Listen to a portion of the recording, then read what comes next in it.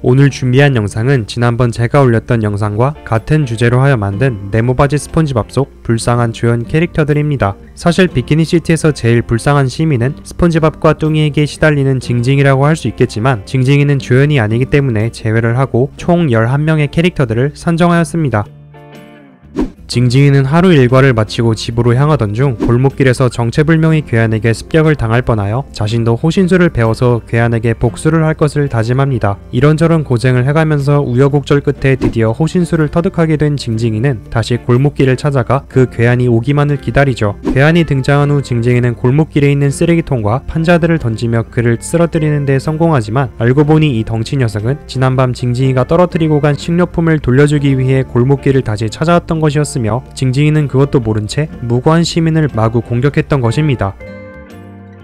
여러분들은 혹시 관심있고 마음에 드는 물건을 차곡히 모으는 수집가가 돼보신 적이 있나요? 만약 누군가가 여러분이 모은 수집품을 강제로 빼앗아간다거나 혹은 멋대로 버린다고 했을 때 느끼게 될 기분은 정말 좋지 않겠죠? 시즌4 명령을 따르라 편에 나온 한 시민은 1권부터 50권에 이르는 만화 시리즈를 드디어 모은 것에 무척 기뻐하였는데 이 만화책은 내가 깡그리 다 가줄 거야! 왕의 권한을 남용하고 다니는 뚱이가 그의 만화책을 몽땅 빼앗아버립니다. 무려 30년 동안 모았던 소중한 수집품을 한순간에 빼앗기니 그는 서글프게 울면서 달아나고 맙니다. 그 다음으로는 방울친구 때문에 파도에 휩쓸렸던 시민이 있습니다. 모리찜질을 위해 스폰지밥에게 자신을 묻어달라고 부탁했고 스폰지밥은 사탕을 사러 가는 동안 방울친구에게 그를 다시 꺼내달라고 했지만 꺼내주지 않았으며 그는 결국 파도에 휩쓸려 목숨을 잃게 됩니다. 이 장면까지 본다면 무생물인 방울에게 터무니없는 일을 시킨 스폰지밥의 잘못처럼 보이지만 에피소드의 마지막 부분을 고려해 보았을 때 방울친구는 사실 의사소통도 가능한 생물이었다는 사실을 알 수 있습니다. 파도가 올라오고 있음에도 그를 꺼내주지 않았기 때문에 결국 방울친구가 그를 죽게 만든 것이죠. 스폰지밥 시리즈에서 집게리아가 폭발하고 파괴되는 횟수는 정말 헤아릴 수 없을 정도인데요. 집게사장이 스폰지밥의 운전 연습을 도와줄 때 손상된 집게리아를 수리했던 작업자는 무려 7번이나 가게 수리를 맡아야만 했고 수리하느라 개고생하는 것도 모자라서 심지어 보트에 깔리는 심각한 피해도 입고 말았습니다. 불쌍한 캐릭터들을 뽑아보자면 위생감독관을 빼놓을 수는 없을 것 같습니다. 간단히 집게리아의 위생상태를 점검하고 집게리아의 음식들을 맛본 그는 게살버거를 먹으려던 찰나 파리가 목구멍으로 들어가 숨이 막혀 기절하고 맙니다. 이를 본 스폰지밥과 집게사장은 자신들이 위생감독관을 죽인 것으로 착각하고 그를 뒷산에 묻어버리는 다소 공포스러운 에피소드인데요. 위생감독관은 죽은 것으로 오해를 사서 생매장을 당하는 곤경에 처할 뻔했을 뿐 아니라 바위, 트렁크는 물론 경찰들까지 그를 귀신으로 오해하는 바람에 다 통해도 머리를 심각하게 얻어맞았죠. 이렇게 고통스러운 상황에서도 웃음을 잃지 않는 위생감독관은 결국 게살버거를 먹지도 못하게 됩니다.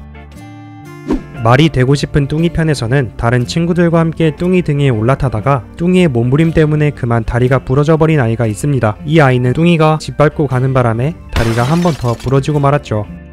스폰지밥과 뚱이가 라이벌 사이가 되어 대결을 펼칠 때 장대 높이 뛰기를 하던 뚱이가 실수를 하여 기름통에 담긴 뜨거운 기름이 난데없이 관중을 덮쳐서 생선튀김이 되어버린 시민들도 있었습니다.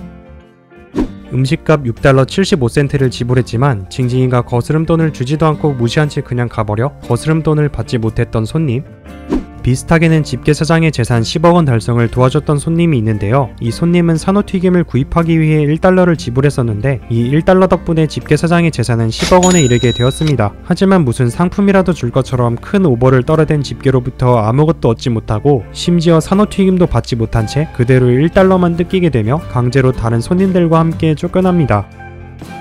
근무 중에 발목을 다친 징징이가 산업재해공단에 연락해 집게로부터 보상금을 받으려고 하는 것을 막기 위해 집게사장은 징징의 요구대로 할 수밖에 없었고 발 마사지를 해주느라 튀김용 기름이 손에 잔뜩 묻어 있었지만 때마침 찾아왔던 손님에게 집게사장은 기름 범벅이 돼버린 손으로 게살버거를 만들었고 손님의 입에 강제로 집어넣었습니다. 이 장면을 보고 있자니 기름덩어리 햄버거 에피소드에서 느껴졌던 메스꺼움이 생각나는군요.